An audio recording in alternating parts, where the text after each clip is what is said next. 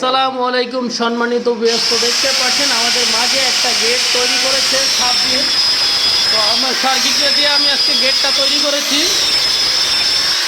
তো দেখতে পাচ্ছেন যে সাব্বির এখন ফিনিশিং দিচ্ছে। সাব্বির, তুমি একটু অফ রাখো ভাইয়া। তুমি এই গেটটা বানানোর পরে, তুমি নিজে যেহেতু বানাইছো, গেটটা বানানোর পর তোমার অনুভূতিটা কি? আলহামদুলিল্লাহ, খুব ভালো। এখন আজকে আমি তোমার হাতে যে কাজ ছাড়লাম, ঠিক আছে, তুমি আজকে আমি সাথে ছিলাম, দেখাই দিছি, তুমি মোটামুটি আলহামদুলিল্লাহ অনেক সুন্দর কাজ করছো, আমি অনেক খুশি। তো এখন তোমার অনুভূতিটা কিরকম সেটা বলো। আলহামদুলিল্লাহ, আজকে আমি অনেক খুশি যে গেটটা বানাইছি। যাক, তুমি খুশি থাকলে খুশি। আমি এখন প্রতিনিয়ত তোমার হাতে কাজ ছাড়বো ইনশাল্লাহ।